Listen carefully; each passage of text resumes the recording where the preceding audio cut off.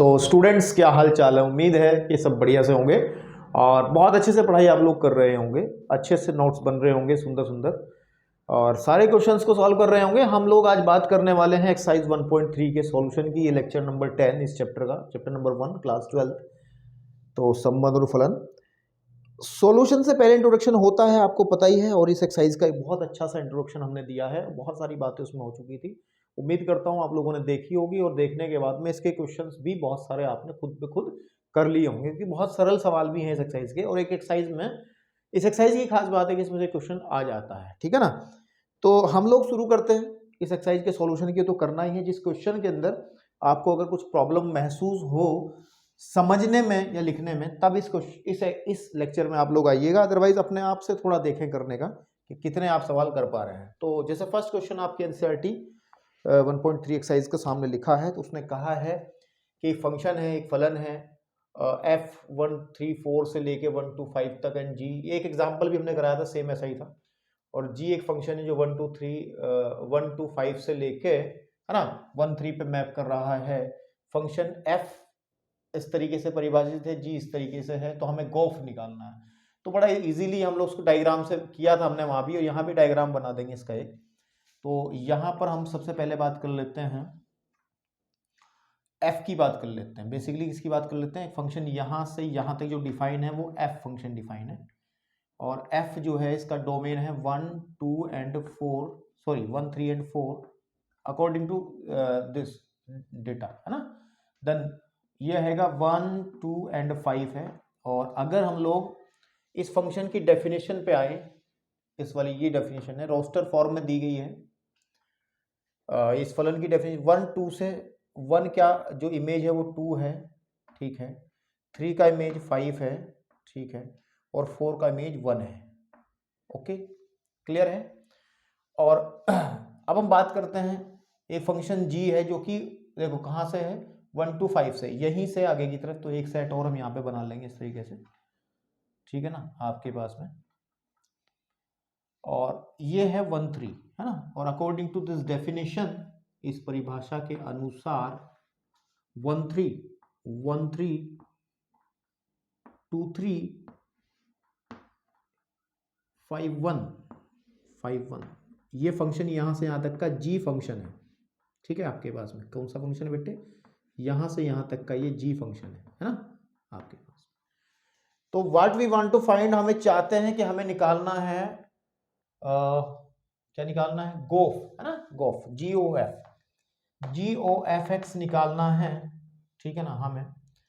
और GOF का मतलब होता है GOF निकालना है, ठीक है।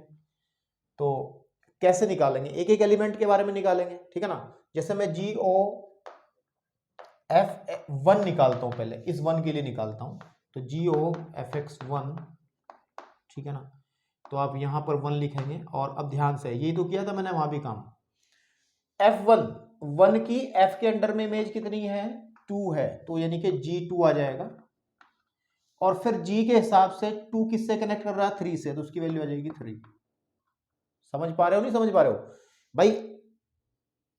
फलन f के लिए 1 का जो इमेज है, 1 का जो प्रतिबिंब है वो 2 है, और 2 का प्रतिबिंब g के लिए कितना है, 3 है। तो यानी कि आप देख लो ना, गोफ ऐसे ही तो करते थे हम लोग, इंट्रोडक्शन बहुत अच्छे से बताया है कि गोफ का मतलब होगा GOF, है ना आपके पास में। तो यहाँ F1 का मतलब है 1 की इमेज कहाँ है, 2 है, तो मैंने यहाँ 2 लिखी, इसकी जगह 2 लिखा। फिर इसका मतलब g के अंडर में, फलन g के अंडर में इमेज 2 की क्या बनेगी, 3 बनेगी, तो 3 आ गई, ठीक है। ऐसे हम बात करते हैं GOF3 की, और यानी कि GOF आपके पास में 3। तो F के अंडर में 3 की इमेज कितनी है, 5 है, तो G5 हो जाएगा। और G5 का इमेज कितना बन रहा है, 1 बन रहा है, तो 1 आ जाएगा, ठीक है। अब देखो GOF हम निकालेंगे किसका, इस बार 4 का, ठीक है ना। तो दिस विल इक्वल GO, है ना, GOF4, एंड हम देख पा रहे हैं कि G4 का है 1, और फिर 1 का है 3, 1 का है 3, बिल्कुल ठीक बात है। तो मतलब क्या हुआ, आंसर कैसे लिखेंगे, तो गोफ एक फंक्शन बनेगा। वो कैसे बनेगा, जैसे इन्होंने डेफिनेशन दी है, ऐसे लिख देते हैं कि 1 तो 3 से कनेक्ट है, 1, 3 होता है ना। 3 जो है वो 1 से कनेक्ट है, 3,1 हो जाएगा, एंड और 4,3 हो जाएगा। तो दैट इज योर आंसर। इसी तरीके से हमने एनसीईआरटी का एक इंट्रोडक्शन में भी एग्जांपल किया था, तो आप लोग थोड़ा सा 1 3 3 1 एंड 4 3, ठीक है ना, तो इस तरीके से आप इसको कर सकते हैं, ठीक है। चलिए बात करते हैं सेकंड क्वेश्चन की। क्वेश्चन नंबर सेकंड, इसको फटाफट पॉज करके नोट कर लो। एंड क्वेश्चन नंबर सेकंड में क्या कहा है उसने, है ना, तो यही देख लेते हैं सेकंड क्वेश्चन। उसने कहा है कि एफ जी एच आर से आर में फलन है ना। आप किताबें अपने हाथ में रखेंगे तो आपको अच्छे से समझ में आएगा, ठीक है ना। तो आप लोग एनसीईआरटी किताब के अंदर 1.3 का दूसरा क्वेश्चन मैं करा रहा हूँ। इसके अंदर हमें कहा गया है कि एफ भी एक फंक्शन है जो रियल नंबर से रियल नंबर में है, कोई दिक्कत नहीं। जी भी एक फंक्शन है जो रियल नंबर से रियल नंबर में है, और तथा उसने एच भी कहा है एक फंक्शन है जो रियल नंबर से रियल नंबर के अंदर है। वैसे डोमेन और कोडोमेन का यहाँ कुछ ज़्यादा काम नहीं है इसके अंदर, आपको सिर्फ इसकी नब्ज पकड़नी है क्वेश्चन की, करना क्या है। भाई साहब कह रहे हैं सिद्ध करो कि दो पार्ट प्रूव करने, एक तो एफ प्लस जी ओ एच जो है हमें दिखाना है बराबर f o h and plus ji O h. तो पहले इसी को कर लेते हैं। तो उसकी लेफ्ट हैंड साइड लो आप, इसकी आप लेफ्ट हैंड साइड लो, left hand side. Left hand side क्या है, वो है एफ प्लस जी ओ एच, है ना आपके पास में। अब मेरी बात सुने आप ध्यान से, ठीक है ना, आप मेरी बात ध्यान से सुने। बीजगणित का अलजेब्रा क्या कहता है, आपने पढ़ा था कि अगर देखो ध्यान से, हमने एक चीज पढ़ी थी कि एफ एक्स, है ना आपके पास में, प्लस जी एक्स, है ना, इज इक्वल टू होता है F plus g of x. ये पढ़ा था ना बीजगणित में, या उल्टा पढ़ा था कि f plus g of x जो होता है वो f x plus g x होता है। बीजगणित में पढ़ा था ना। एक बार आप अगर रिकॉल करना चाहोगे, आप रिकॉल करना चाहोगे तो आप देख सकते हैं बेटा, आपने फलनों का बीजगणित पढ़ा था, ठीक है ना, फलनों क्या पढ़ा था, बीजगणित पढ़ा था। तो हम लोग इसी कॉन्सेप्ट को यूज कर लेंगे इसके अंदर, ठीक है ना, हम इसी कॉन्सेप्ट को यूज कर लेंगे इसके अंदर, ठीक।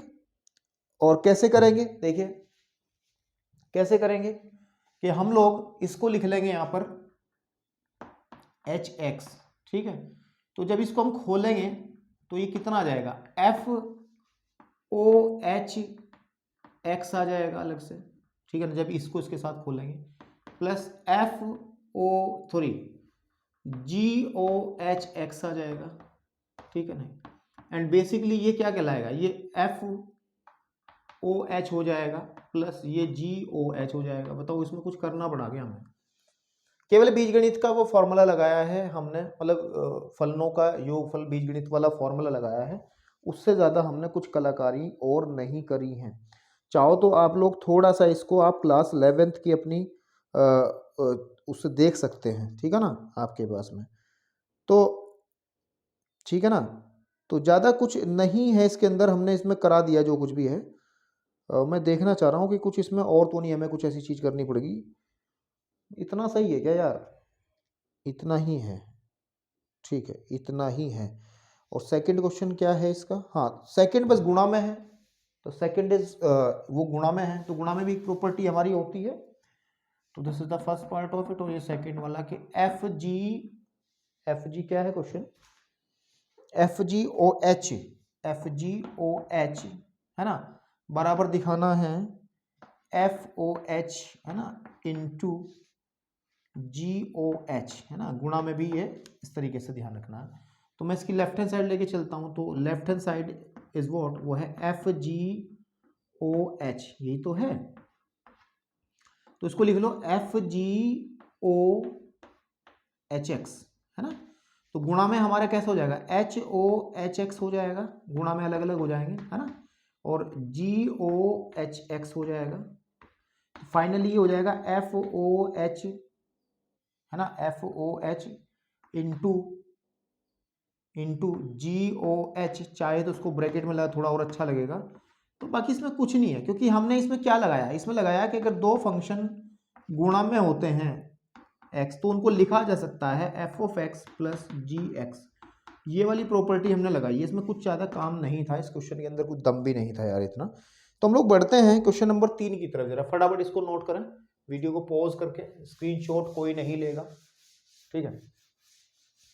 तो क्वेश्चन नंबर 3 क्या कह रहा है, ठीक है, क्वेश्चन नंबर 3 क्या कह रहा है उसको ध्यान से देखें। देखिए आप, थर्ड क्वेश्चन के अंदर हम बात करें तो हमें कहा गया कि गोफ फाइंड आउट करना है, ठीक है ना, और फोग फाइंड आउट करना है। मतलब ये क्वेश्चन वही हो गए जो हमने एग्जांपल्स में करे थे, है ना, ये फाइंड आउट करने। इसमें फर्स्ट क्वेश्चन है कि f x is what, f x की डेफिनेशन है mod of x, and g x जो है वो हमारा आ जाएगा मोड ऑफ 5x माइनस 2।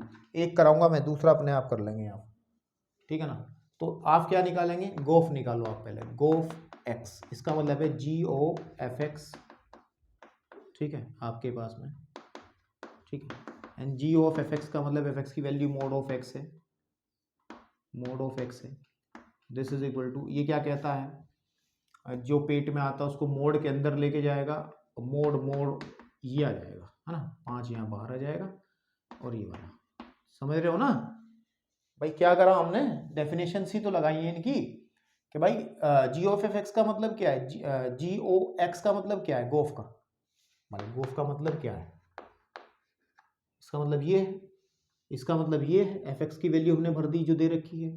फिर जी की डेफिनेशन देखिए, डी जी क्या करता है, जो पेट में आता है वो 5 से गुणा करके -2 करके उसका मोड लगा देता है। तो पेट में आया मोड ऑफ एक्स, तो मोड ऑफ 5 से गुणा करी, 2 घटा दिया, मोड लगा दिया, तो आंसर आ गया, है ना। उसके बाद में अगर हम इसका फोग निकालें, एफ ओ जी एक्स, तो F O G x is equal to आ जाएगा, F of G x is equal to आ जाएगा F of G X, and F of G X का मतलब है एफ ऑफ ब्रैकेट में जाएगा 5x माइनस 2 का मोड, है ना, और ये क्या करता है, मोड का मोड कर देगा, यानी कि 15x माइनस 2 के मोड का मोड। अरे ये तो मोड होगा ही होगा भाई, ये तो पॉजिटिव हो ही गया, तो एक ही बार मोड लगा लेंगे, तो 15 सॉरी कितना आ जाएगा अंदर, हाँ, मोड ऑफ, ठीक है ना, ऐसे है, ये 15 नहीं है, ये मोड ऑफ 5x माइनस 2 जो है आपका आंसर बनेगा। तो आप लोग वेरीफाई कर लें पीछे आंसर, ऐसी कोई बड़ी बात नहीं है, ठीक है ना। आप लोग एक मिनट भाई, जरा कॉल भी ज़रूरी है। हेलो, ठीक है। तो ये दोनों आंसर इसके निकाल दिए हैं हमने, और अब बेटा, ठीक है ना, इसका सेकंड पार्ट भी है, एक सेकंड पार्ट और है जिसमें एफ एक्स जो दिया है, ठीक है ना, आपके पास में 8x की क्यूब, है ना, and g x is given x की घात 1/3। तो बेटा इसको ट्राई करो, इसमें कुछ खास नहीं है, आप लोग इसको ट्राई करना, ठीक है, ट्राई करना इसको, ऐसी कोई बड़ी बात नहीं है, ये नहीं हो पाएगा। फिर इसने फोर्थ क्वेश्चन में कहा है, ठीक है ना, आप इसको रफ करा लो पहले, शायद फोर्थ थोड़ा सा लंबा जाएगा। तो फोर्थ क्वेश्चन के अंदर हमें क्या बात कही है कि एक फोर्थ क्वेश्चन के अंदर एक फंक्शन दिया है एफ एक्स, और वो एफ एक्स की जो डेफिनेशन है वो है कि 4x + 3 upon 6x minus 4, and where x is not equals to 2/3। तो सिद्ध करना है कि जो एफ ओ एफ एक्स जो है वो x होगा। मतलब इस बार g फंक्शन नहीं दिया गया है, अलग से दूसरा फलन नहीं दिया गया, उसका फलन f का संयोजन उसी से करना है, कंपोजिशन, ठीक है ना। तो देखिए क्या करते हैं, तो देखते हैं, सीधी बात है, एफ ओ एफ एक्स का मतलब क्या है, एफ ऑफ एफ एक्स है ना, इसे हम जी एक्स में करते हैं। यहां पर मैं क्या करता हूं, एफ एक्स का वैल्यू पुट करता हूं कि 4x + 3 अपॉन 6x माइनस 4, ठीक है ना। अब देखो f की डेफिनेशन क्या कहती है, इसके अंदर जहां जहां x है भाई, क्या है एफ एक्स क्या कह रहा है, एफ एक्स क्या कह रहा है, एफ एक्स कह रहा है 4x + 3 अपॉन 6x माइनस 4। अगर यहाँ पर अगर स्टार आ जाए तो यहाँ भी स्टार होगा, यहाँ भी स्टार होगा, है ना, यहाँ पे अगर 2 आ जाए तो यहाँ भी 2 होगा, यहाँ भी 2 होगा। लेकिन अब क्या है, अब f के पेट में क्या है, f के पेट में ये बड़ी सी क्वांटिटी है ना 6x माइनस 4। तो हर जगह जहाँ जहाँ x है वहाँ पर हम ये बड़ी सी क्वांटिटी रख देंगे, ठीक है ना। तो रखिए तो आ जाएगा 4 into 4x plus 3 upon 6x minus 4 plus 3 upon 6 into 6x minus 4, अरे रे रे रे रे रे 4x plus 3 upon 6x minus 4 and minus 4। तो इसको कैलकुलेट कर लेते हैं, ठीक है ना, इसको कैलकुलेट कर लेते हैं मेरे भाई। तो कैलकुलेट करो इसको, इसमें यही काम करना, f का प्रतिलोम फलन क्या है ये भी बताना है। कोई बात नहीं, f का प्रतिलोम फलन क्या है बता देंगे अभी 2 मिनट के अंदर, कोई दिक्कत नहीं है। देखो क्या करें, इसकी मल्टीप्लाई कर लो पहले अंदर, तो आ जाएगा 16x प्लस के 12, 16x प्लस के 12 बटे 6x माइनस 4 प्लस 3/1 कर लो। यहाँ पे आ जाएगा 6 24 x प्लस के 36 18 बटे 6x माइनस 4 माइनस 4/1 कर लो, एलसीएम ले लो, जैसे 6x माइनस 4 और यहाँ आ जाएगा 16x प्लस 12 माइनस इस 3 की मल्टीप्लाई करेंगे तो आ जाएगा प्लस का 18x और माइनस के 4 तिया 12 बटे यहाँ पे आ जाएगा 24x प्लस 18 और जब इसकी मल्टीप्लाई इसमें करेंगे 6 24 माइनस का 24x और माइनस माइनस प्लस के 16 अपॉन 6x माइनस 4, ये कट जाएगा इससे। अब ध्यान दो 12 से 12 कैंसिल आउट हो जाएगा, 24x से 24x कैंसिल आउट हो जाएगा, तो हमारे बचेगा ऊपर ध्यान से देखो 32x है ना, 32 नहीं 34x, 34x बटे 18 और 16 हो गए फिर से 34, 34 से 34 कट जाएगा तो आ गया x, ठीक है ना। तो यही हमें कहा गया था, हमें यही कहा गया था कि f(x) इज इक्वल टू हमें x, तो आंसर हमारा आ गया है, ये प्रूव करना है। अब उसने ये कहा है कि क्या ये फलन व्युत्क्रमणीय है, तो वैसे दिख रहा है। व्युत्क्रमणीय फंक्शन होने के लिए क्या कंडीशन होती थी भैया, आपको पता है, ठीक है ना,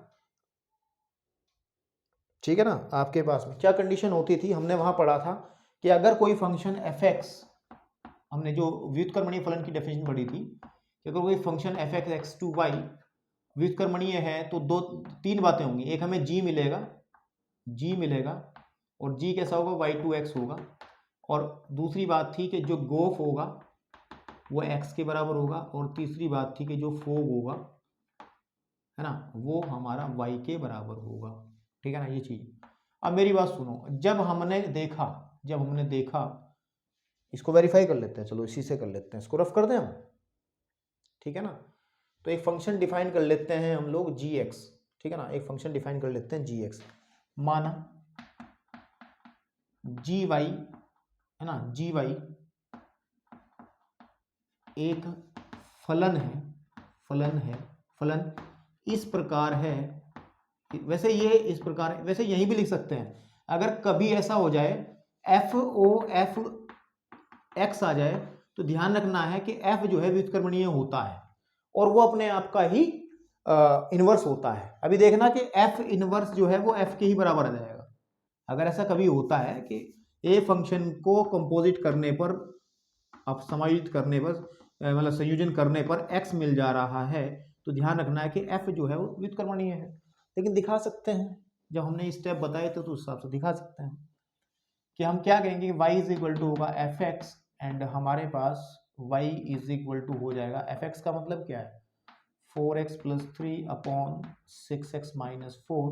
तो यहाँ से x की वैल्यू निकालने के लिए हम लोग क्रॉस मल्टीप्लाई करेंगे, तो 6y x and minus 4y is equal to आ जाएगा 4x प्लस 3, ठीक है ना आपके पास में। तो 6 देखो x वाला पोर्शन उधर पहुंचा दो, x वाला पोर्शन इधर ले आओ, 6y x minus 4x is equal to 4y plus 3, ठीक है ना। यहाँ से कॉमन निकाल लो आप, x तो अंदर बचेगा, 6y minus 4 is equal to 4y plus 3।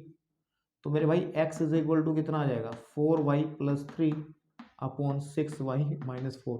अगर ध्यान से देखा जाए कि जी वाई जो फंक्शन बना है, जी वाई वो फंक्शन बना है 4y + 3/6y - 4। अरे ध्यान से इसको देखो ना, ये तो उसकी जैसा ही है सेम।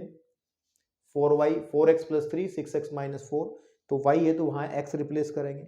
तो मतलब f जो हम फंक्शन डिफाइन कर रहे हैं इधर से इधर दोनों, इधर से तो हम f कर रहे हैं, इधर से जो g डिफाइन कर रहे हैं वो g भी g नहीं है, वो f ही है ना। g नहीं है, वो f ही है, क्योंकि अगर आप यहाँ पे x भर दोगे तो gx क्या आ जाएगा बताओ मुझे आप, 4x + 3/6x - 4, तो यही आ जाएगा ना। तो फंक्शन व्युत्क्रमणीय है, यही पूछा जा रहा है, ठीक है ना आपके पास में। तो अभी देखो, ठीक है, अब पहले हम लोग क्या करेंगे, ये हमने निकाल लिया है, पहला स्टेप हमने पूरा कर लिया, मैं पूरा करके दिखा रहा हूं, ठीक है ना। इसको शॉर्ट में भी कर सकता था, वैसे मैं बताऊंगा क्या करना था, तो मैं भी इसको रफ कर रहा हूं।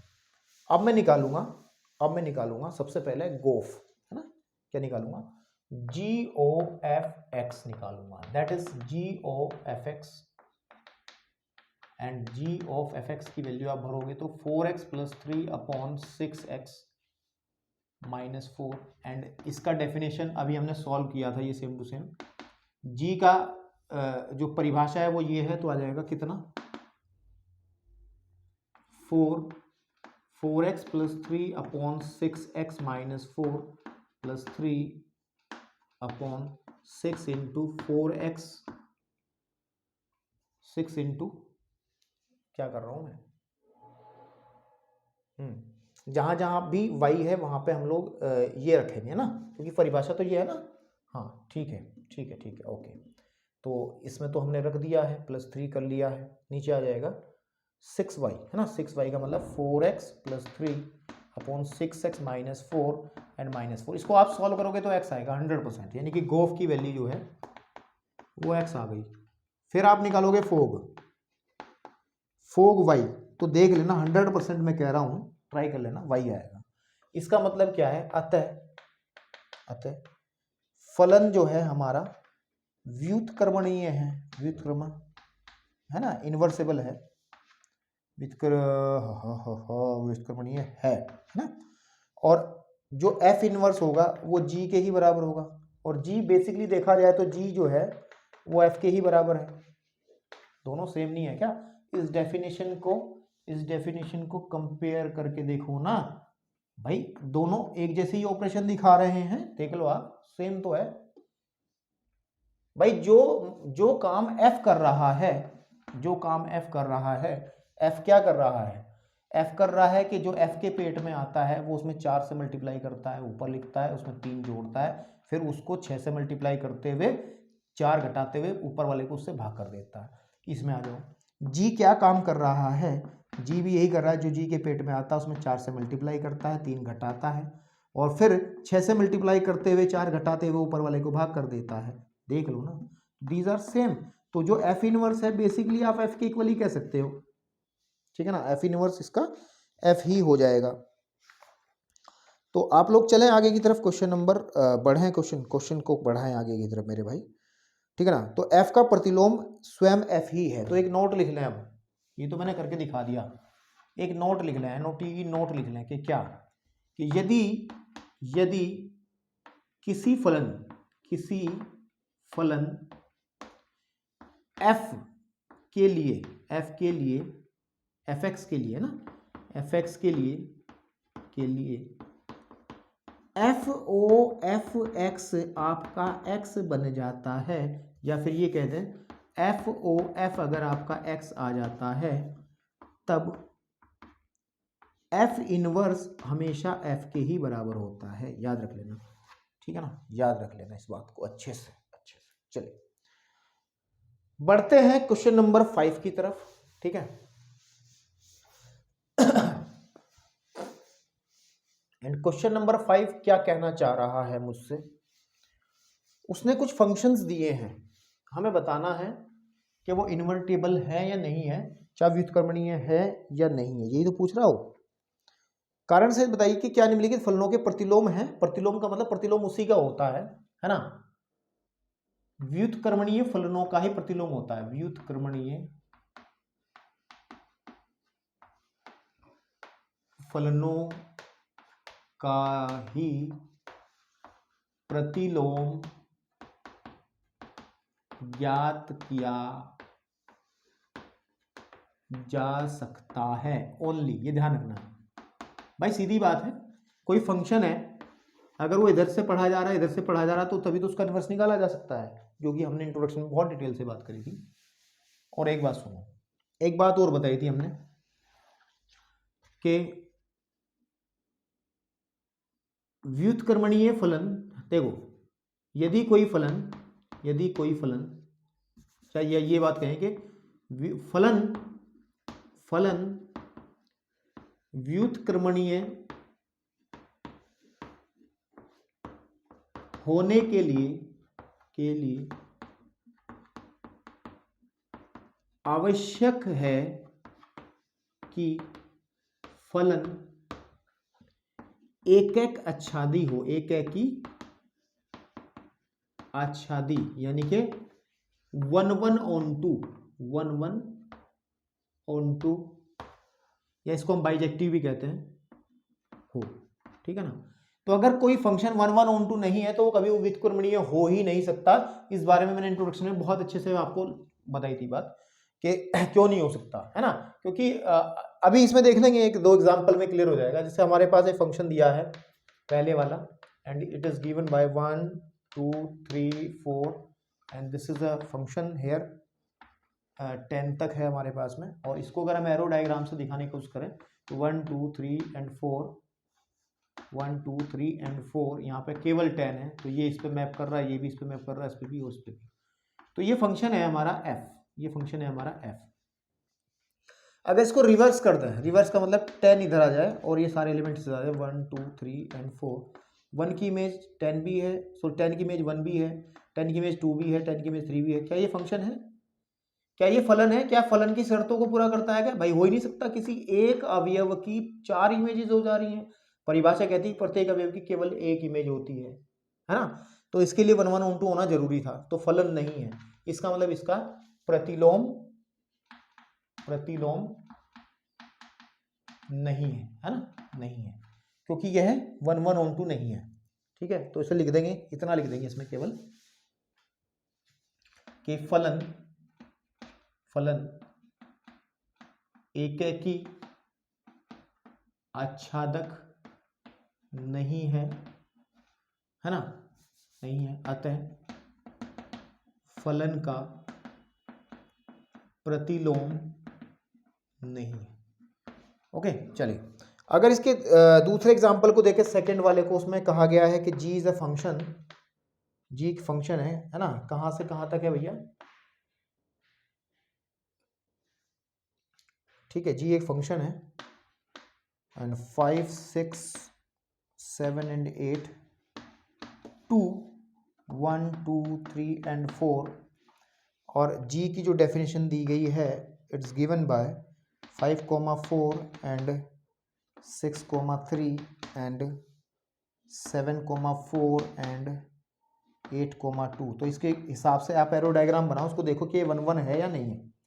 तो यहाँ पे आ जाएगा 5 6 7 एंड 8, यहाँ पे आ जाएगा 1 2 3 एंड 4।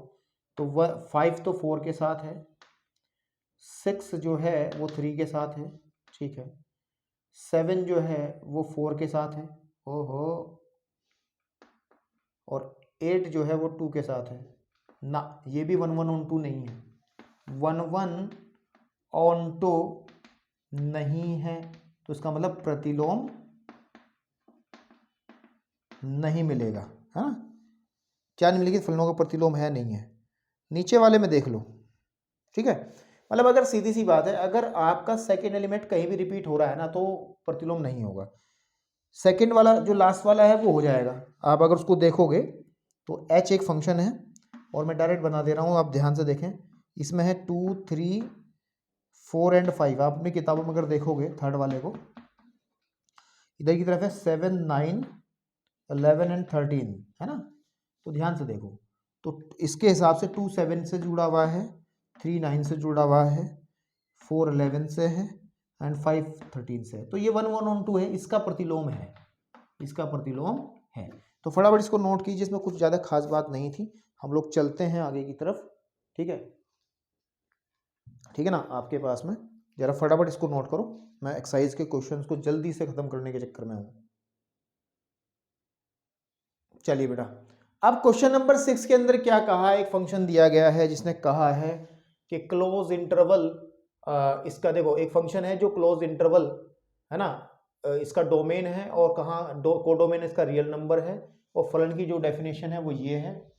ठीक है ना, तो प्रदत्त फलन एक एक ही है दिखाना है, पहले तो एक एक ही दिखाना है, इसको क्या दिखाना है, 1 1 दिखाना है, इसको हमें दिखाना है कि ये 1 1 है ना। तो 1 1 दिखाने का तरीका तो वही है जो 1.2 में यूज किया है। साथ में हमने कहा है कि फिर अगर दोबारा से हम देखें कि इस फलन को हम लोग इसके डोमेन से बात ना करके इसकी एफ की परिसर तक ले लें केवल, तो फिर इसका प्रतिलोम ज्ञात कर रहा है, तो प्रतिलोम तो ऐसे ही ज्ञात करेंगे जी फंक्शन मान करके जैसे हमने करा है। तो सबसे पहले 1 1 दिखाते हैं। अच्छा एक बात सुनो, ये फंक्शन जो दिया गया है ये यहां से लेके यहां तक है। अब आप ये मत सोच लेना इसमें केवल 2 ही एलिमेंट है इसकी डोमेन के अंदर, इसकी डोमेन के अंदर कभी आप सोच लो कि -1 और 1 ही है, नहीं भाई, ओपन इंटरवल है ये। ओपन इंटरवल का मतलब, सॉरी क्लोज इंटरवल का मतलब, अगर यहाँ -1 है यहाँ पर 1 है, तो इनको भी लेकर के और उनके बीच की जितने भी वैल्यूज होंगी, बीच में 0 भी होगी, 0.5, जितने भी -1 1 के बीच में जितनी वैल्यूज होंगी, सारे पॉइंट्स आपके पास में इस सेट के अंदर आ जाएंगे जो इसका डोमेन है। ठीक है, तो अब हम लोग बात करते हैं, सबसे पहले इसका एक एक ही दिखाते हैं। तो हम लोग सबसे पहले यहाँ लिखते हैं एक एक ही के लिए, एक एक ही के लिए, तो वही तरीका लगा लेते हैं। लेट्स, माना हमने क्या करा, माना कि x1 and x2 there is 2 points, हम लेके चलते हैं कहाँ से, इसकी डोमेन में से 1, -1 में से कोई भी है ना, लेकर के चलते हैं आपके पास में। और के लिए हम लोग एक बात करते हैं, के लिए ये मान के चलते हैं, क्या मान के चलते हैं कि f ऑफ x1 जो है वो f ऑफ x2 के बराबर है। तो यही तो करते थे, तो इसका मतलब आ जाएगा x1 upon x1 plus 2 is equal to x2 upon x2 plus 2, cross multiply कर लो, x1 x2 प्लस के 2x1 is equal to x1 x2 plus के 2x2, x1 से x1 कट जाएगा। यहाँ से आप देख पा रहे हैं x1 is equal to x2 आ जा रहा है, तो लिख देंगे फलन जो है एक एक ही तो है, एक एक ही है, ये तो हमने दिखा दिया। ठीक है ना, फलन एक एक ही तो है, यही तो कंडीशन दिखाते थे हम लोग। भाई कोई भी पॉइंट उठाओगे ना, उसकी एक डिफरेंट इमेज आपको सामने मिलेगी, उधर की तरफ आप सॉल्व करोगे तो। अब हम लोगों को करना है इसका प्रतिलोम ज्ञात। तो प्रतिलोम ज्ञात करने के लिए सबसे पहले हम लोग क्या करेंगे, एक सेट डिफाइन करेंगे, है ना, वही जो प्रोसीजर था कि यहाँ लिख देंगे एफ के प्रतिलोम के लिए। अब हम काम करेंगे, ये हेडिंग बना देंगे, प्रतिलोम के लिए, इनवर्स के लिए। तो पहले इन्वर्टेबल देखना पड़ेगा, ये क्या ये व्युत्क्रमणीय है या नहीं है, उसे देखना पड़ेगा। ठीक है ना, उसके लिए हम क्या करते हैं, कि माना जी वाई है ना, जी एक फलन है, कहां से कहां तक होगा, इसके लिए करना, ध्यान रखना। तो जब जी लेंगे तो इसका ये वाला तो डोमेन बन जाएगा कि एफ के परिसर यानी कि रेंज से, एफ की रेंज से कहां तक का लेना पड़ेगा आपको, 1 और -1 तक ही हमने एक कोई भी जी डिफाइन कर लिया। ठीक है, आपके पास में इस प्रकार है कि अगर कोई भी y एलिमेंट लेके चलता हूं g किसमें से, f के परिसर में से, समझ रहे हो आप, f के परिसर में से, क्योंकि इसके डोमेन में से लेके चलेंगे, है ना, कि y जो है वो fx के बराबर होगा। ऐसे तो लिखते थे हम g निकालने के लिए। तो y is equal to fx कितना है हमारा, x upon x plus 2, cross multiply कर लो, तो एक्स वाई प्लस के 2y is equal to x के पदों में निकालना पड़ेगा ना। तो अब आप क्या करोगे, यहां से x वाले को उधर ले आओ, तो x y minus x is equal to, ऐसे कर लो, x minus x y is equal to 2y, या x कॉमन निकालेंगे तो 1 minus y is equal to 2y। तो x की जो वैल्यू है आ जाएगी 2y अपॉन 1 माइनस वाई। ठीक है, और यही हमारा फंक्शन बनता था जी वाई। अब इसके लिए हमें इन्वर्टेबिलिटी देखने के लिए, यानी कि व्युत्क्रमणीय है या नहीं है, उसके देखने के लिए हम 2 चीजें देखेंगे। सबसे पहले हम निकालेंगे गोफ, अगर ये x आता है तो गोफ निकालो, जी ओ एफ एक्स, यानी कि जी ओ एफ एक्स का वैल्यू कितना है, एफ एक्स का वैल्यू कितना है, ये है x upon x plus two, ठीक है। और उसके बाद जी की डेफिनेशन क्या कहती है कि जी के जो पेट में आएगा पहले वो 2 से गुणा करेगा उसमें, और भाग में नीचे 1 में से घटा के उससे भाग करेगा, ठीक। तो इसका मतलब हो जाएगा 2 इंटू एक्स अपॉन, ये वाला पूरा आ जाएगा x प्लस टू, है ना, upon 1 minus x upon x plus two, ठीक है। तो मैं इसको सॉल्व कर रहा हूँ, देखो क्या आ जाएगा 2x upon x plus two upon, यहाँ पे एलसीएम ले लिया, एक्स प्लस टू ऊपर चला गया, माइनस के x upon x plus two, और एक्स प्लस टू से एक्स प्लस टू कट जाएगा, यहाँ से एक्स भी कट जाएगा, तो फाइनली 2x बटे एक्स आ जाएगा, और ये एक्स कट जाएगा तो आ जाएगा 2। तो आप देख पा रहे हैं कि गोफ इज इक्वल टू तो आ गया हमारा x, यही तो चाहते थे हम, है ना। अब अगर मैं फोग निकालूंगा, FOGY निकालूंगा मैं, ठीक है ना, तो उसका मतलब क्या है, f of g y, and g y का मतलब f ऑफ जी वाई की वैल्यू रख दोगे आप ये वाली कि 2y अपॉन 1 माइनस वाई, ठीक है मेरे भाई। अब देखो f की डेफिनेशन कहती है कि 2y 1 minus y upon 2y 1 minus y plus two, है ना आपके पास में। जब एलसीएम लेंगे तो 2y अपॉन 1 माइनस वाई अपॉन, इसको सॉल्व कर लो, 2y माइनस एलसीएम ले लेंगे तो आ जाएगा 2 प्लस का 2 माइनस के 2y अपॉन 1 माइनस वाई, इससे ये कट जाएगा, और यहाँ पे 2y से 2y कट जाएगा, तो 2y अपॉन 2 आ जाएगा। आप देख पा रहे हैं यहाँ से y आ गया, इसका मतलब f ऑफ g जो है वो y आ गया है। तो मेरे भाई इसका मतलब फंक्शन यहाँ से आप लोग देखेंगे कहाँ पर, यहाँ पे जगह बची है, इसमें करते हैं ना।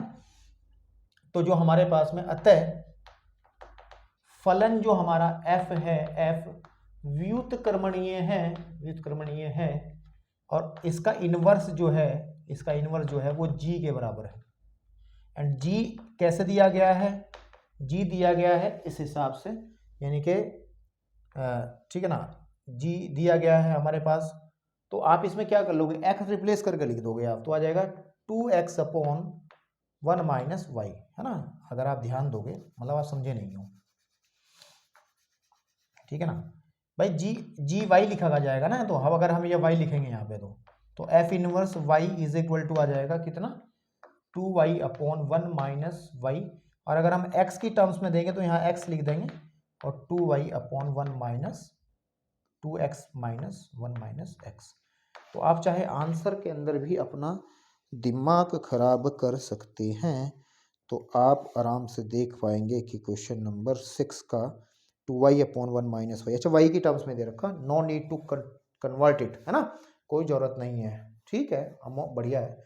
तो ये हमारा फंक्शन आ गया है जो इसका इनवर्स है, ठीक है।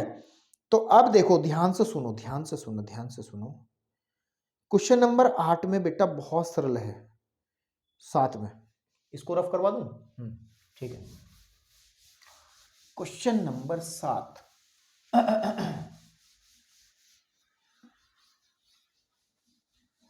क्वेश्चन नंबर 7 की अगर हम लोग बात करते हैं तो आप लोग इसको खुद से करेंगे। Question number 7, try yourself, try yourself, अपने आप करोगे, ट्राई योरसेल्फ, क्योंकि बेटा इसमें कुछ है ही नहीं ऐसा कि मैं कुछ अलग बता पाऊँ, ठीक है ना, क्योंकि आपको सिद्ध करना है कि व्युत्क्रमणीय है, तो एक फंक्शन डिफाइन करना पड़ेगा। मतलब आप सीधे सीधे अगर मैं आपसे बात करने बैठूं तो आप इसको देखेंगे 23वां एग्जाम्पल, और इत्तफाकन ये बिल्कुल सेम है मेरे भाई, ठीक है ना, ये बिल्कुल सेम है मेरे भाई। तो चलिए अब बात करते हैं 8वें की, ठीक है ना, 8वें की, क्वेश्चन नंबर 8।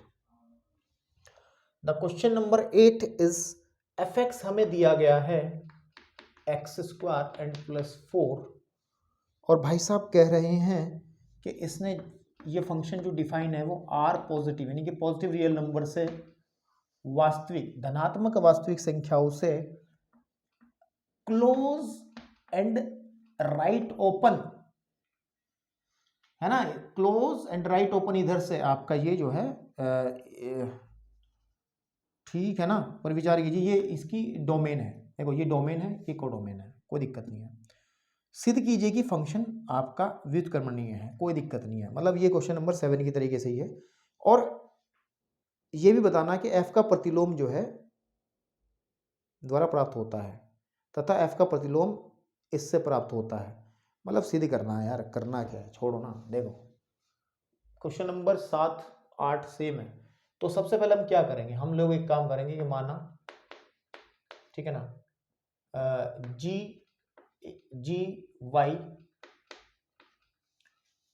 एक फलन है, एक फलन मिलता है ना हमें, यानी कि यह अस्तित्व है, जी वाई फलन का अस्तित्व इस प्रकार है, ऐसी लैंग्वेज बना सकते हैं, प्रकार है क्योंकि एग्जांपल्स में बनाई है कि y जो होगा वो fx के बराबर होगा, है ना।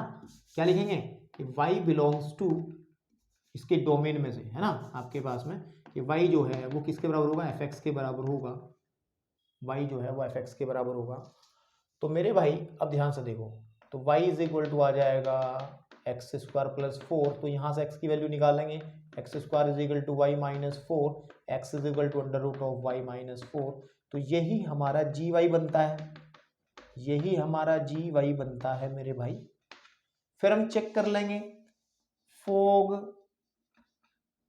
एंड गोफ, ठीक है ना, पहले निकालेंगे गोफ जो कि हमारा x के इक्वल आना चाहिए, चेक कर लेते हैं, G O of F x is equal to ji O F x की वैल्यू कितनी है, X square plus 4, X square plus 4, and G क्या कहता है, जी तो ये कहता है कि अंडर रूट में हम लोग ले आएंगे, है ना, जो यो अंदर लिखा है एक्स स्क्वायर प्लस 4 और माइनस 4। अब देखो 4 से 4 कटेगा, under root of x square, तो बेटा जो गोफ है सीधी सी बात है वो हमारा x के इक्वल आ गया है ना।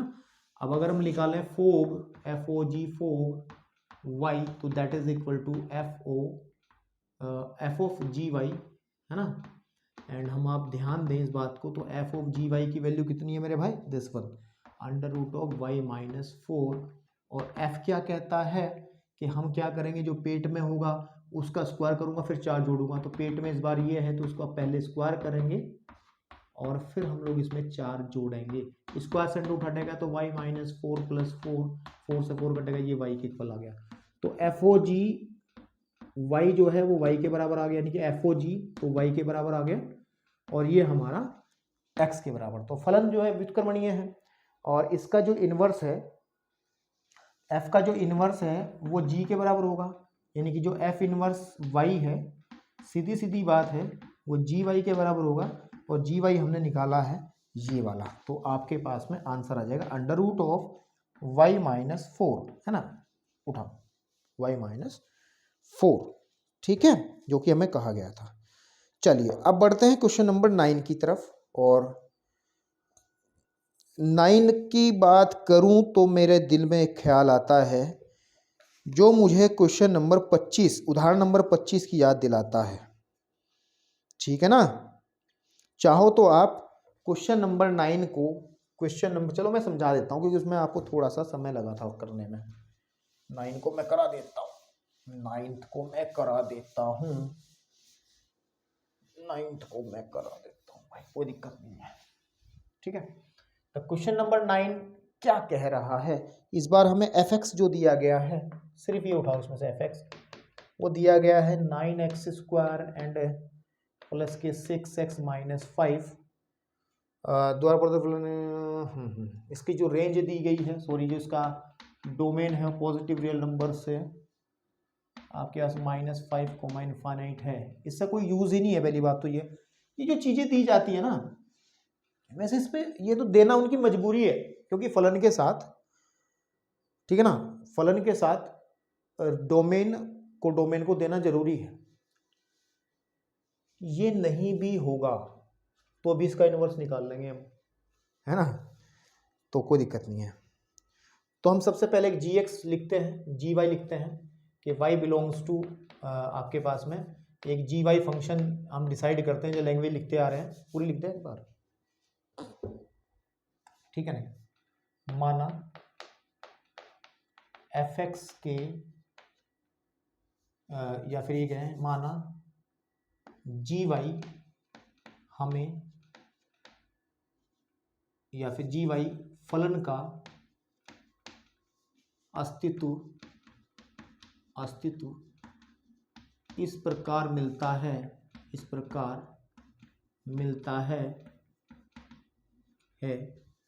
कि y जो है वो एफ एक्स के बराबर होता है ना। ये तो करते हैं।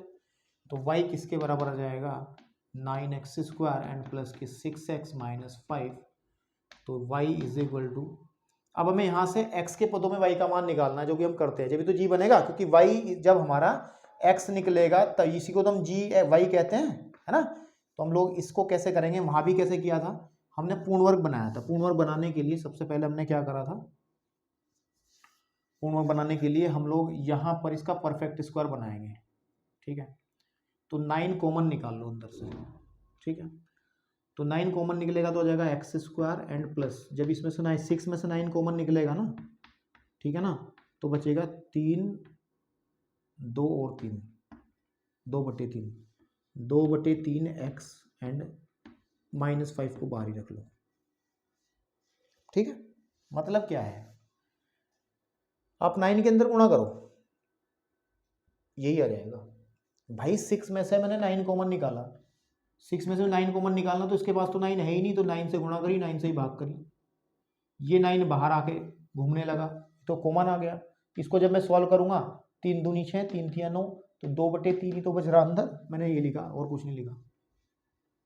y² is equal to 9 into, इसको कहते हैं x²। क्या कहते थे, x के गुणांक। पूर्ण वर्ग बनाते समय क्लास 10 में x² प्लस के 2/3 x में क्या जोड़ें कि x के गुणांक, x का गुणांक 2/3 का आधा कर लो, यानी कि 3/6। इसका स्क्वायर ही जोड़ो, इसका स्क्वायर ही घटाओ।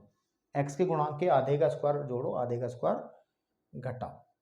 तो मेरे भाई इसका मतलब है हम लोग क्या करेंगे, 2/3 x में यहाँ पे 3/6 का स्क्वायर हम लोग जोड़ेंगे, या 3/6 को हम क्या लिख सकते हैं, ध्यान दो, इसको 1/2 का स्क्वायर भी तो लिख सकते हैं, है ना। 1/2 का स्क्वायर भी तो लिख सकते हैं, या नहीं लिख सकते, बिल्कुल। तो यहाँ पे हम क्या कर लेते हैं, 1/2 का स्क्वायर हमने 1/3 आएगा शायद, क्योंकि 2 ही कम 2 होगा ना, यहाँ पे 2 का स्क्वायर और 6 का स्क्वायर, तो आएगा 2 ही कम 2 और यहाँ 3, 1/3 का स्क्वायर जोड़ देते हैं और 1/3 का स्क्वायर ही घटा देते हैं, -5। ये सारा काम इसलिए कर रहे हैं ताकि x बराबर y के पदों में मान आ जाए।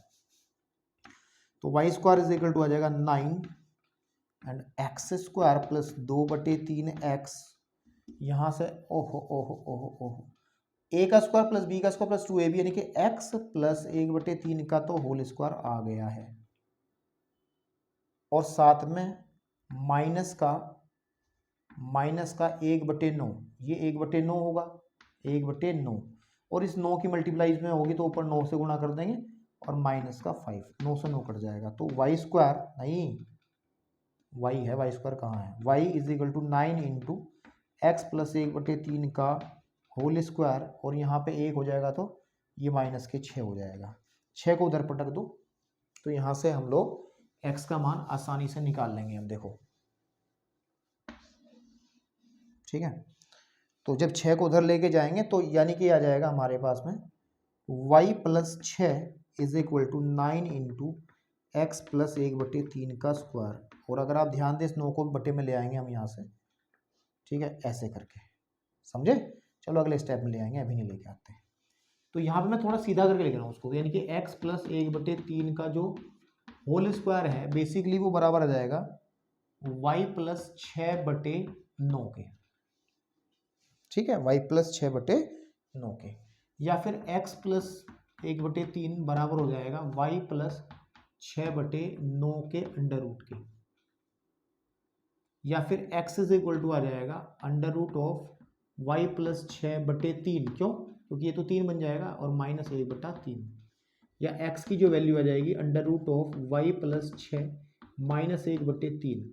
ये बन गया हमारा एक फंक्शन, और ये फंक्शन हम क्या कहते थे इसको, gy। यही हमारा gy है कि √y + 6 -1/3। ठीक है ना आपके पास में। ओके, तो अब हमें ये देखना कि व्युत्क्रमणीय है नहीं है, तो बस आपको वही काम करना।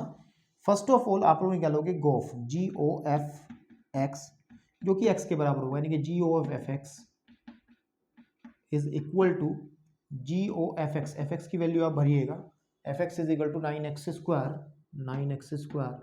प्लस के 6x - 5 इज इक्वल टू, जी की डेफिनेशन कहती है कि इसको अंडर रूट में ले जाओ बेचारे को, और यहाँ पे लिखो 9x² प्लस के 6x - 5 ठीक है ना, एंड प्लस 6 -1/3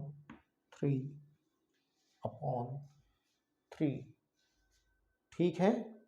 ओके, अब ध्यान से देखो, it will come √9x² plus के 6x, यहाँ पे बचेगा प्लस का 1 एंड -1/3। कोई बच्चा अगर तेज दिमाग का है, मतलब तेज का मतलब जिसको थोड़ी सी अलजेब्रा अच्छी आती है, तो उसको ध्यान से देखेगा। a का स्क्वायर, इसको लिख सकते हैं 3x का होल स्क्वायर प्लस 1 का square and plus 2ab 3x × 1। a का स्क्वायर प्लस b का स्क्वायर प्लस 2ab का फॉर्मूला बन रहा है, तो वो लिखेंगे 3x प्लस के 1 का होल स्क्वायर बन रहा है एंड -1/3। तो आप देखेंगे स्क्वायर से रूट हट जाएगा, तो 3x प्लस 1 -1/3, 1 से 1 कटेगा, तो GOF(x) की जो वैल्यू है मेरे बेटा, इट विल कम 3x/3, 3 से 3 कटेगा, x आ गया, यानी कि गोफ जो है वो हमारा x आ गया है, गोफ जो है हमारा x आ गया है। अब आप क्या निकालोगे, अब आप निकालोगे फोग, FOGY, है ना, यानी कि f(gy), ठीक है बेटा, एंड f(gy) की वैल्यू कितनी है, ये खराब सी वैल्यू है gy की, ये वाला फंक्शन था ना, कि √y + 6 - 1/3। और अब आप f की डेफिनेशन लगाओगे, f की डेफिनेशन ये वाली लगाओगे, और जब आप इसे सॉल्व करोगे तो ये y आ जाएगा भाई, कंफर्म।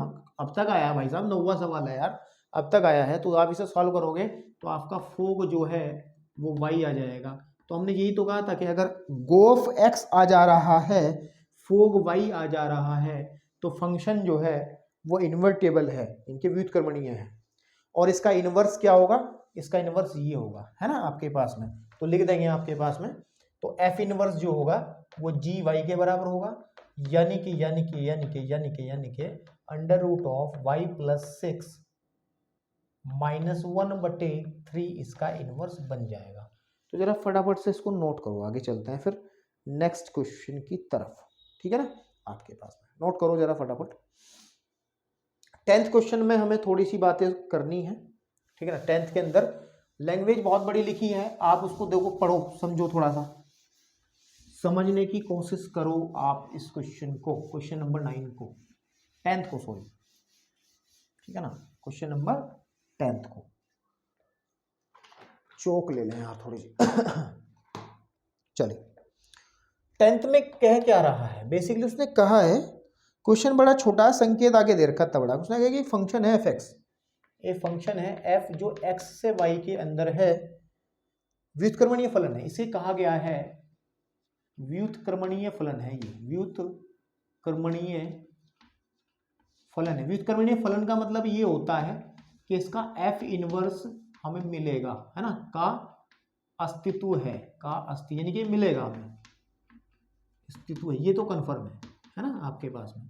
और इन्वर्टेबल है तो एक बात और साथ में आती है कि f जो है एकैकी आच्छादक है ना, ये तो कंफर्म है ना, आच्छादक है, तो अगर इन्वर्टेबल है तो एकैकी आच्छादक है, इसने बात कही है। तो ये कह रहा है कि f का जो इनवर्स है, f का प्रतिलोम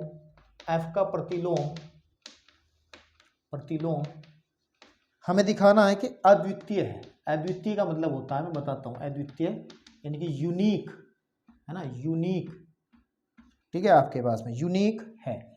यूनिक का मतलब क्या है कि अगर फंक्शन व्युत्क्रमणीय है तो उसका केवल एक ही इनवर्स होता है, दो नहीं निकल सकते कभी भी। कि कभी कोई कहे कि फंक्शन है हमारे पास, इसके दो इनवर्स निकल गए, G1 और G2, दो इनवर्स निकाल दिए हमने, नहीं, ऐसा नहीं होगा कि एक फंक्शन है तो उसका एक ही इनवर्स निकलेगा। यूनिक का मतलब है एक लौता होता है। तो इसको करने के लिए हम लोग मेथड ऑफ कॉन्ट्राडिक्शन, थोड़ा सा अपवाद वाली बात करेंगे कि मान लेते हैं, ठीक है ना, मान लेते हैं कि फलन के दो प्रतिलोम हैं, माना फलन f के दो प्रतिलोम हैं, प्रतिलोम मतलब इनवर्स है ना, इनवर्स G1, G2 है ना, G1, G। अब तक तो जितने क्वेश्चन करे उसमें एक ही आया है, GAY, यही तो आता था, लेकिन इस बार हमने कहा G1 और G2 हैं। अब मेरी बात सुनो, अगर G1 G2 है तो आपको पता है ना, फोग जो होता है, ठीक है ना, फोग जो होगा, फोग G1x जो होगा, G1y जो होगा वो भी y के बराबर होगा, और फोग जो G2y होगा, हाँ मेरी बात सुनो, वो भी y के बराबर होगा। क्योंकि इनवर्स होने के लिए कंडीशन होती थी कि गोफ जो है, गोफ x तो x के इक्वल होता है, और फोग जो हो, फोग y हमेशा y के बराबर होता है। तो हम लोग इस वाली कंडीशन का यूज कर लेते हैं। अगर g f का इनवर्स है, अगर g f का इनवर्स है, यदि g f का प्रतिलोम है, इसका मतलब है कि जो फोग होगा, फोग ऑफ y, वो y के बराबर होगा। अब चूंकि दो इनवर्स है तो दो चीजें होंगी ना, ये दोनों बराबर हो गई। अब जब दोनों बराबर तो हम लिख सकते हैं FO G1y बराबर होगा FO G2y के।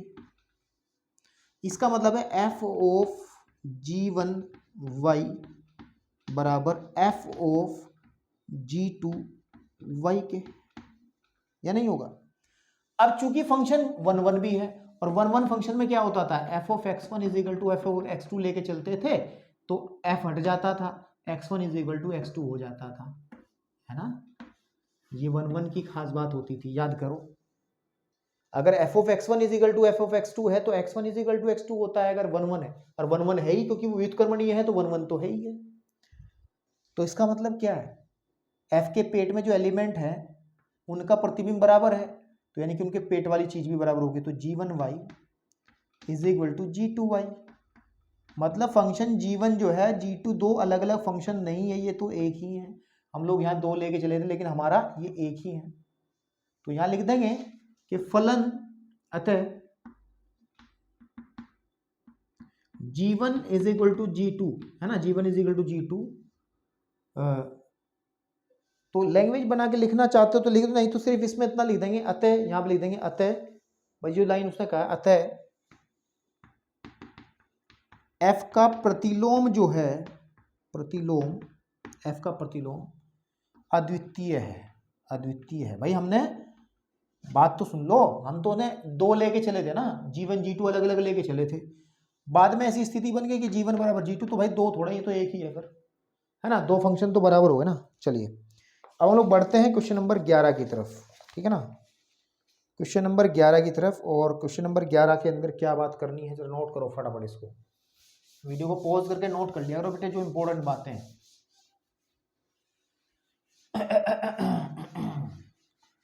चोक भी अंदर घुस जाती है मुंह में।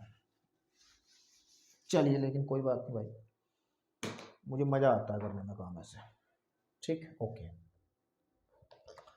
क्वेश्चन नंबर 11, तो f एक फंक्शन दिया है इन्होंने, और कैसे दिया है, 1, 2 एंड 3 से ABC के अंदर एक फंक्शन दिया है, और कह रहा है कि f1 की वैल्यू तो है A एंड f2 की वैल्यू है B एंड f3 की वैल्यू है C। द्वारा प्रदत्त विचार कीजिए, f इनवर्स ज्ञात करना है। अरे f इनवर्स 1 मिनट में ज्ञात हो जाएगा, लो f इनवर्स ज्ञात कर देंगे। ये 1, 2 एंड 3 है, ये A, B एंड C है।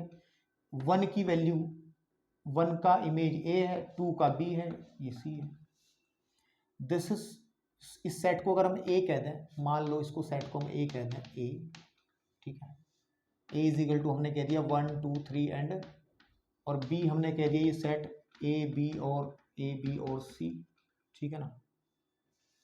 तो ये तो इधर से इधर हमारा हो गया एफ। इसको रिवर्स कर दो, 1 1 1 2 तो है ये, है ना, अच्छा तक तो है ही है, एक एक ही, तो इनवर्स मिल जाएगा। तो ए बी सी और 1 2 एंड 3, तो हमारे पास यहां से यहां तक ये फलन डिफाइन हो जाएगा, इसको कह देंगे हम जी। ये तो ए से बी में था क्योंकि मैंने इसको ए कहा है, इसको बी कहा है, ये बी से ए में हो गया, है ना आपके पास में। इसको आप कह लोगे चाहे जी कह लो या इसको एफ इनवर्स कह लो। इसको क्या कहोगे आप? एफ इनवर्स कहोगे, इसको आप एफ इनवर्स कहोगे, ऐसे करके, बिल्कुल ठीक है ना। तो हो गया एफ इनवर्स ज्ञात, है ना। एफ इनवर्स के अंदर क्या लिखेंगे कि एफ इनवर्स ऑफ, अगर हम निकालेंगे F inverse of A image निकालेंगे तो हमें 1 मिलेगा, एफ इनवर्स ऑफ बी निकालेंगे तो 2 मिलेगा, एफ इनवर्स ऑफ सी निकालेंगे तो 3 मिलेगा। तो ये आप इस तरीके से दिखा देंगे, ठीक है। या एफ इनवर्स एक फंक्शन बनेगा, इस तरीके से भी दिखा सकते हैं, a, 1 b, 2 and c, c, 3, ये दिखा सकते हैं। अब वो कह रहा है सिद्ध करो कि इसका भी इनवर्स निकालो। देखो अब इसका भी इनवर्स निकालते हैं। अब यहां से आप देख लेंगे, यहां से तो ये आ गया आपका, है ना, और यहां खत्म होने के बाद में आप लोग यहां आ जाएंगे। मैं फिर से डायग्राम बना रहा हूं, मैं इसको फिर से रिवर्स कर रहा हूं, यानी कि ये एफ इनवर्स था, लेकिन मैं इसका भी इनवर्स कर रहा हूं। तो क्या होगा, ये ए सेट वापस फिर आ जाएगा इधर, ए सेट यहां आ जाएगा, बी सेट यहां आ जाएगा। इसका 1 2 3, 1 2 एंड 3, ए बी एंड सी। तो 1 का ये आप देख ही पा रहे हैं रिलेशन। अब ये क्या बन रहा है, आप देखो, ध्यान से देखो, ये तो पहले वाला ही है, एफ, है ना आपके पास में। तो यहां से आप देखोगे एफ इनवर्स का जो इनवर्स है बेसिकली वो क्या है, वो है जब 1 ए से कनेक्ट रखता है, 2 बी से रखता है और 3 सी से रखता है। और what is this, F inverse का इनवर्स, व्हाट इज दिस, ये तो एफ ही है ना भाई, ये तो एफ ही है। आप देखो ना, ये चीज तो सेम थी। अगर यहाँ पे हम लोग एफ को डिफाइन करते हैं तो एफ क्या है, बेसिकली एफ है क्या, एफ है 1 2 नहीं 1 ए, 2 बी एंड 3 सी, है ना। अब ये देखो, ये चीज और ये चीज सेम है, तो हम लिख सकते हैं आसानी से। चलिए नेक्स्ट क्वेश्चन इन्होंने दिया है कि एक व्युत्क्रमणीय फलन है, तो सिद्ध कीजिए कि एफ इनवर्स का प्रतिलोम एफ है और f inverse is equal to f है। ऊपर वाला ही सवाल है, एग्जाम्पल लेकर के कर सकते हैं, ठीक है ना आपके पास में। चलिए एक मिनट जरा आप लोग वीडियो को पॉज करके नोट करो, मेरे को एक कॉल करनी है, बहुत इमरजेंसी। चलिए बेटा, क्वेश्चन नंबर 12 के अंदर वैसे अगर हम इसको करने की कोशिश करें, आप ध्यान से अगर देखें इस क्वेश्चन को, तो ये क्वेश्चन नंबर 11 के तरीके से ही है। वहां पे तो एक एग्जाम्पल दे दिया था, उसने कहा था कि फंक्शन एफ हमने ले लिया था किसे 1 2 एंड 3, और कहाँ तक ले लिया था, इसने ले लिया था ए बी और सी तक। हमने उसमें ये तो प्रूव किया है कि एफ के इनवर्स का जो इनवर्स है वो एफ ही होता है, ये तो प्रूव किया भी 11वें क्वेश्चन में। अगर मैं इसको एक परमे के तरीके से प्रूव करूं तो आपको थोड़ा सा अजीब लगेगा, है ना। और मैं चाहता नहीं कि क्लास 12th में इतनी कठिन चीजें जो आपको डराने की कोशिश करें, तो बेहतर है आप लोग एक काम करना इस क्वेश्चन के अंदर, इस क्वेश्चन के अंदर आप इसे उदाहरण से दिखा देना कि आप जो क्वेश्चन नंबर 11 है ना, तो माना ऐसे करके लिख लेंगे कि माना कि एफ एक फंक्शन है जो हमने क्वेश्चन नंबर 11 में करा है, उसी को लेकर पूरा क्वेश्चन वही उतारना है आपको, पूरा क्वेश्चन नंबर 11 ही आपको कर देना है, जिसमें हमें ये कहा गया है कि f1 जो है वो a है, f2 जो है वो b है, f3 जो है वो c है। इसका मतलब f की डेफिनेशन जो है वो कितनी है, 1 a, 2 b एंड 3 c है।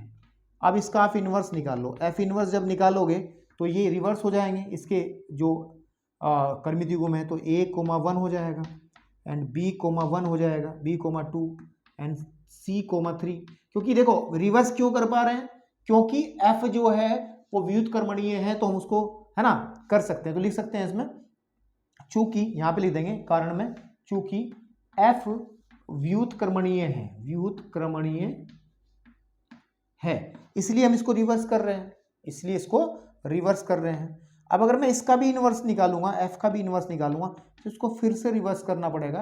1 कोमा ए आ जाएगा और बी कोमा 2 आ जाएगा, 3 कोमा सी आ जाएगा। अब इसको ध्यान से देखो, एफ इनवर्स का इनवर्स जो है वो एफ इनवर्स ही एफ ही आ जा रहा है। तो आप ऐसे इसको बड़े सिंपल तरीके से दिखा दे, कोई दिक्कत नहीं। हो सकता है कि क्लास हो सके तो कक्षा जो क्वेश्चन नंबर हमने 11 किया है उसमें मैंने जो डायग्राम बनाए हैं उन डायग्राम्स को भी आप दिखा दो, चाहे तो उन डायग्राम्स को भी आप दिखा दो जो क्वेश्चन नंबर 11 किया है। मैं क्वेश्चन नंबर 11 का पूरा सॉल्यूशन इसमें दे दूं, मेरा कहने का मतलब है क्वेश्चन नंबर 11 का पूरा सॉल्यूशन इसके अंदर दे दो आप। अब अगर 13 की बात करें, क्वेश्चन नंबर 13 की बात करें, क्वेश्चन नंबर 13 के अंदर अगर हम थोड़ी सी बात करें तो उसमें ऑब्जेक्टिव सवाल है, ये आप अपने आप करिएगा, ठीक है ना। चलिए मैं कर देता हूँ यार, फटाफट निपटा ही देते हैं इसको सारे खेल को। तो 13 के अंदर जो बात है वो है कि एफ एक्स एक फंक्शन दिया गया है और वो है 3 माइनस के एक्स की घात 3 की घात 1/3। तो एफ ओ एक्स निकालना है, तो इसका मतलब क्या है, एफ ऑफ एफ एक्स निकालना है। इसका मतलब क्या है, एफ ऑफ 3 माइनस एक्स की घात 3 की घात 1/3 निकालना है ना। इसको फिर से आप क्या करोगे, एफ की डेफिनेशन लगाओगे, 3 माइनस एक्स की घात 3 की घात 1/3 की घात 1/3 फिर से आ जाएगी, ठीक है ना आपके पास में। ये तो बनेगा भाई, 4x तो ऐसे ही होगा ना आपके पास में। तो इनमें से जब इसे सॉल्व करेंगे हम लोग, की घात 3 की घात 1/3 है ना, तो जब इसको सॉल्व करेंगे तो क्या बनेगा भैया, ठीक है ना। तो क्या बनेगा,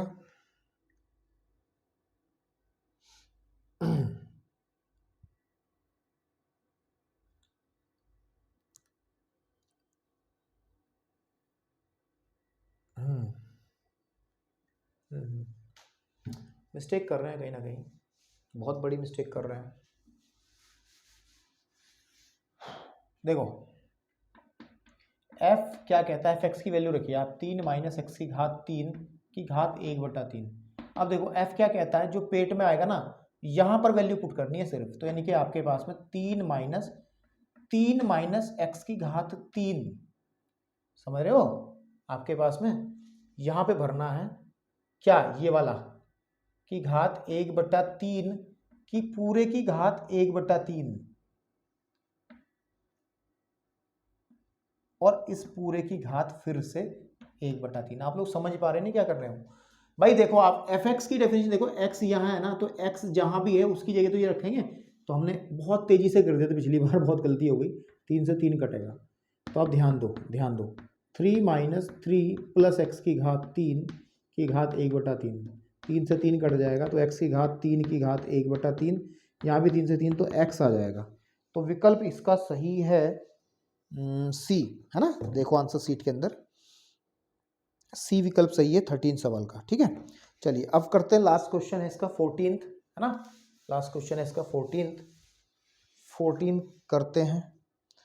14 में भी आपको बहुविकल्पी तो है, लेकिन करना यार बड़ा है सवाल थोड़ा सा।